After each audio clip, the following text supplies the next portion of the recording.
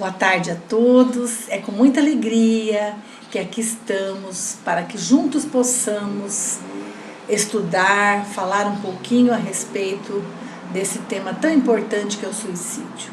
Que a nossa querida Mãe Santíssima, que essa espiritualidade amiga, amorosa, possa envolver a todos esses nossos irmãos, onde quer que eles possam se encontrar. A todos aqueles que trazem consigo esse pensamento destrutivo. Que Jesus e que Maria Santíssima os envolvam, hoje e sempre. Então nós vamos falar um pouquinho a respeito da contribuição, que o Espiritismo nos traz a respeito desse tema, vamos dizer, o suicídio. Então ele fala aqui, com efeito, entendemos em Espiritismo, por expiação, a consequência do mal praticado, o esforço por repará-lo. No livro O Céu e o Inferno, deixa claro Allan Kardec que até os últimos vestígios de uma falta cometida contra as leis de Deus desapareçam, a expiação consiste nos sofrimentos físicos e morais que lhe são consequentes, seja na vida atual, seja na vida espiritual, após a morte, ou ainda em uma nova existência corporal. Sendo assim, conforme reconhece o nosso irmão Hermínio Correia de Miranda, no seu livro Reencarnação e Imortalidade, a dor, ele coloca, a dor é instrumento de reajuste, de aperfeiçoamento e advertência. Tá? Quando a criatura se conscientiza disso, de que a dor é um instrumento para reajuste, para aperfeiçoamento e de advertência a todos nós, Quando nós nos conscientizamos disso, mais heroicamente resistiremos às ideias macabras da autodestruição. Então, principalmente sabendo que o espírito de um suicida, conforme nós estudamos, na obra mediúnica de Memórias de um Suicida, no livro Memórias de um Suicida, pelo espírito Camilo Castelo Branco, editado pela médium Ivone do Amaral Pereira, vamos dizer, sabendo que o espírito de um suicida, ele enfrentará situações mais penosas de sofrimento, agravadas pela resultantes do grande desequilíbrio que o desesperado gesto provocou ao seu corpo astral, ou seja, ao seu perispírito. Então, cabe-nos fazer uma explicação, E o autor do livro, nosso irmão Celso Martins, nesse livro Aborto, Suicídio e Pena de Morte, ele nos diz o seguinte: o homem tem 3 componentes a saber: o espírito, que é a sede da inteligência, da consciência, da razão, da memória, dos sentimentos; o corpo de carne e osso, de sangue e nervos, de vísceras e hormônios, E o terceiro, que é o perispírito, quer dizer, o envoltório do espírito que serve de ligação entre espírito e organismo biológico. Esse perispírito jamais se desintegra, jamais esse perispírito se destrói, pelo contrário, com a morte, ou seja, com a partida do espírito para o mundo espiritual, o perispírito segue junto com o espírito. Ele será o molde, o modelo, a forma para o futuro corpo material numa próxima encarnação. Então, neste corpo energético, ficam arquivados todas as aquisições do espírito ao longo de suas múltiplas existências corporais. Então, tudo fica arquivado no perispírito. Desta maneira, um golpe fulminante sobre o corpo, por uma ação do suicídio, de modo agressivo, lesiona também o perispírito, e esta lesão só será reparada devidamente em uma outra existência orgânica, em cujo corpo se exibirá como um aleijão, uma deficiência, uma doença inexplicável, de difícil tratamento e de cura complicada. Não é Deus que pune a criatura, é ela mesma, através de sua consciência desassossegada, né? Desassossegada. Ela pune-se assim, ou seja, através de uma consciência culpada, né? Ela pune-se a si mesma, até que se reequilibre das violências, das violações cometidas contra as referidas leis da vida. Desse modo, quem tenha dado um tiro no ouvido poderá renascer com uma grave moléstia no crânio. Um projétil contra o coração levará noutra vida a uma cardiopatia congênita. A ingestão de venenos provocará distúrbios digestivos e assim por diante. Então, como consequência desse gesto impensado, nós teremos, como efeitos, né, desse gesto impensado, nós teremos essas condições, né? Então ele diz, ele encerra essa advertência numa oportuna mensagem do nosso querido irmão Richard Simonetti, que ele diz o seguinte: cada suicida que deixa a Terra, frustrando os esforços da espiritualidade, é alguém que complica o futuro por fugir do presente, mas é também um atestado eloquente da indiferença que caracteriza o homem comum, de sensibilidade atrofiada para os apelos da vida maior, incapaz de receber a angústia de seu irmão. Olha o que ele diz, né?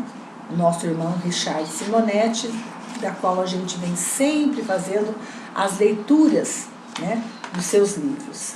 Então, a vida, ela é uma bênção divina, né? Devemos aproveitar a bênção da vida, a oportunidade, né, da nossa encarnação.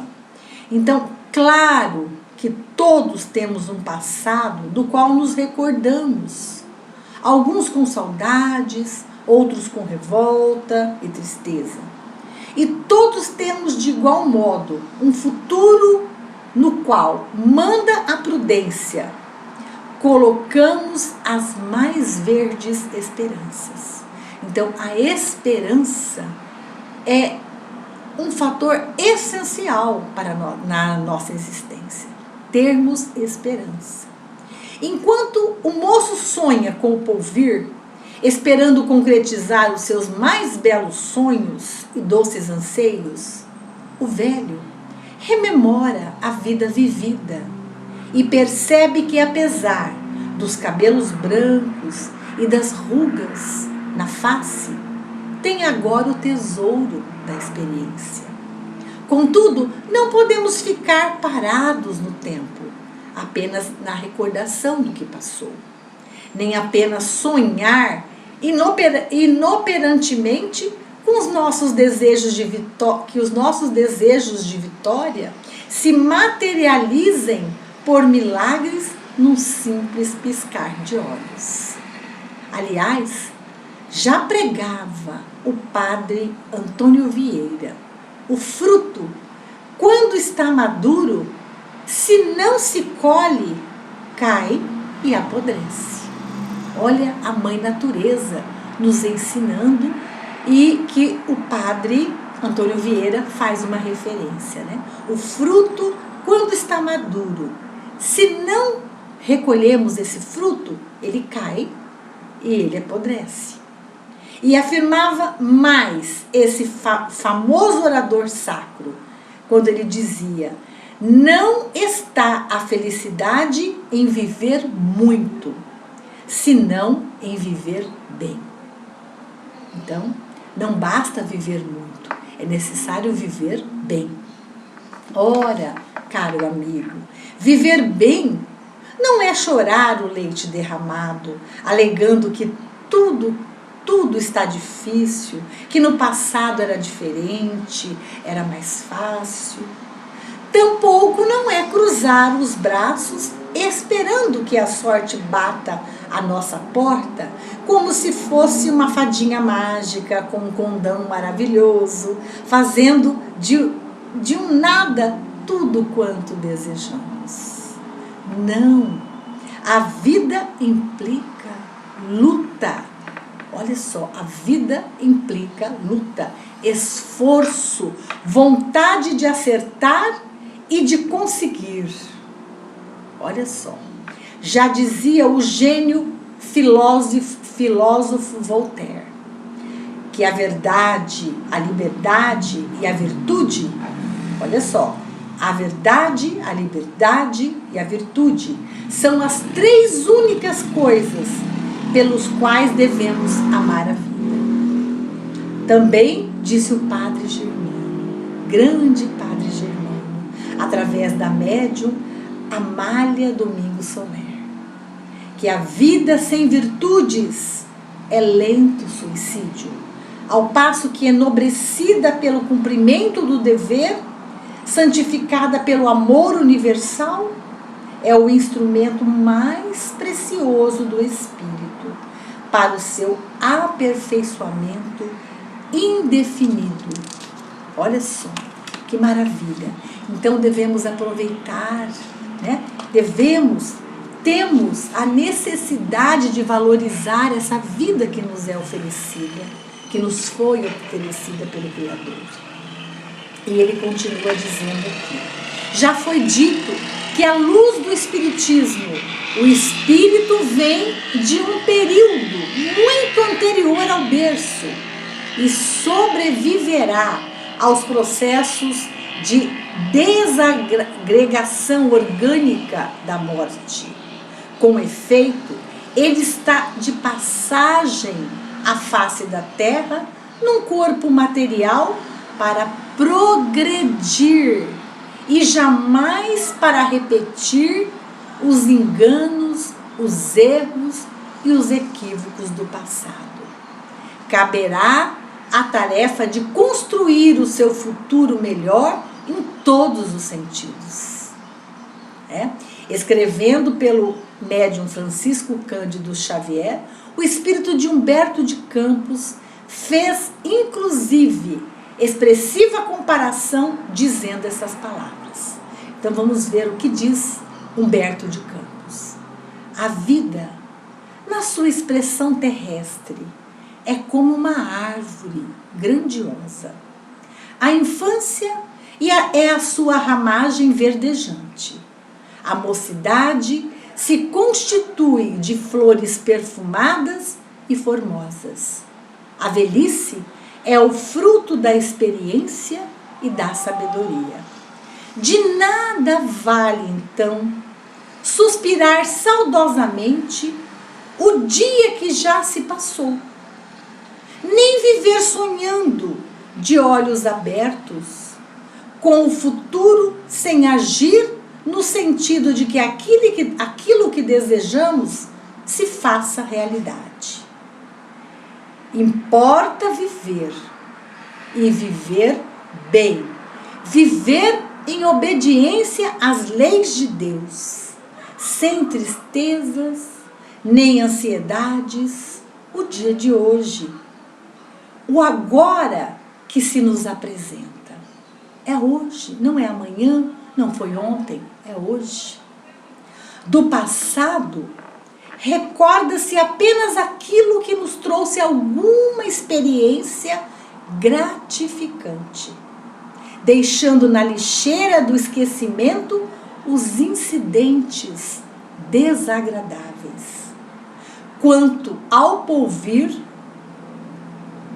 deixemos que a justiça divina nos conceda aquilo que seja do nosso merecimento na atualidade.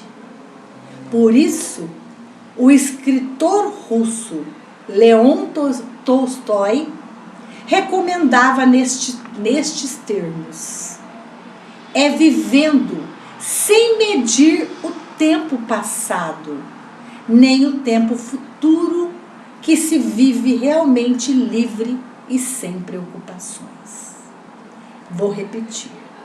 É vivendo sem medir o tempo passado, nem o futuro, que se vive realmente livre e sem preocupações.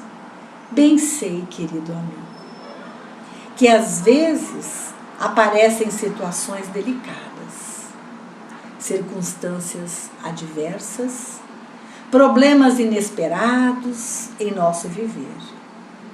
Bem o sei também porque todos nós somos humanos, né? E já vivemos dias amargos, noites de agonia, de sofrimento, de dor. Entretanto, não devemos e não podemos jamais descrer da proteção do nosso Pai Celestial, dessa espiritualidade querida, amiga, que nos acompanha ao longo da nossa existência. Allan Kardec, no Evangelho segundo o Espiritismo, deixou-nos este ensinamento fundamental. A fé é o remédio seguro do sofrimento, mostra sempre os horizontes do infinito diante dos quais se esvaem os poucos dias brumosos do presente. Então, vamos refletir, né? A fé em Deus, no Cristo, nas forças espirituais que esses espíritos emanam, pode conduzir-nos a uma condição interior, a um estado de espírito capaz de superar a tudo, a todos os obstáculos, a todos os sofrimentos e as aparentes impossibilidades. Então, esse autor deixa essas palavras aqui, né? Na esperança de que sejam um antídoto para quem tenha a nefasta ideia do suicídio. Ele é um engano. A morte provocada jamais resolveu problemas de quem quer que seja. O suicídio não resolve as angústias de ninguém. Pelo contrário, agrava-as enormemente, como teremos oportunidade de ver ao longo desses estudos. Então, queridos irmãos, aqui, então nós vamos ficar com essa leitura, agradecidos a essa oportunidade bendita que nos é oportunizado, que nos é dado, né, através dessas redes, né, da Rede Doutrina, da Web Rádio Semente de Amor e de outras, né, de outros companheiros, amigos que, vamos dizer assim, que multiplicam essas mensagens. Então vamos agradecer e vamos levar essa mensagem de esperança, de fé, né, para dias melhores para todos nós. Então vamos agora à prece a um suicida. Numa instrução preliminar, o nosso querido irmão Allan Kardec nos traz a seguinte introdução: que o homem jamais tem o direito de dispor da sua própria vida, porque cabe somente a Deus tirá-lo do cativeiro terreno quando julga oportuno. Todavia, nós sabemos que a justiça divina, ela pode suavizar os seus rigores em virtude das circunstâncias. mas reserva toda a sua severidade para aquele que quis se subtrair às provas da vida antes de cumprir a sua condenação e que, quando é recapturado, é tratado severamente. Assim acontece com o suicida, que acredita escapar às misérias presentes e mergulha em infelicidades maiores. Prece. Sabemos, Senhor meu Deus, o destino reservado àqueles que violam as vossas leis ao encurtar voluntariamente seus dias. Mas sabemos também que a vossa misericórdia é infinita. Dignai-vos estendê-la sobre todos os espíritos suicidas, e que possam as nossas preces e a vossa piedade suavizar a amargura dos sofrimentos que suportam por não terem tido a coragem de esperar o fim de suas provas. Bons espíritos, cuja missão é ajudar a esses irmãos infelizes, tomai-os sobre a vossa proteção. Inspirai-lhes o arrependimento por sua falta, e que vossa assistência lhe dê a força para suportar com mais resignação as novas provas que terá que passar para repará-las. Afastai deles os maus espíritos que poderiam levá-lo novamente para o mal e prolongar os seus sofrimentos, fazendo-os perder o fruto de suas futuras provas. Vós, cuja infelicidade é o motivo de nossas preces, que possa nossa compaixão suavizar a amargura e fazer nascer em vós a esperança de um futuro melhor. Esse futuro está em vossas próprias mãos. Confiai-vos à bondade de Deus, cujos braços sempre estão abertos a todos os arrependimentos e só permanecem fechados aos corações endurecidos. Grato, Mestre Senhor Jesus, por tudo que nos é ofertado. Pai, glorificado seja o teu nome, que possamos ser merecedores do vosso reino, que seja feita a tua vontade, Senhor, e que sejam sempre observadas as vossas leis. Não nos deixeis faltar o pão nosso de cada dia. Perdoai as nossas dívidas e as nossas ofensas, assim como devemos perdoar a quem nos deve e a quem nos ofende. Não nos deixeis cair diante das provas e dos obstáculos. Ajude-nos, Senhor, a superar os nossos vícios, as nossas más tendências, as más influências e as obsessões. Proteja-nos de todo o mal, hoje, agora e sempre. Que assim seja. Muito obrigada, Senhor. Muito obrigada. Que Jesus nos abençoe.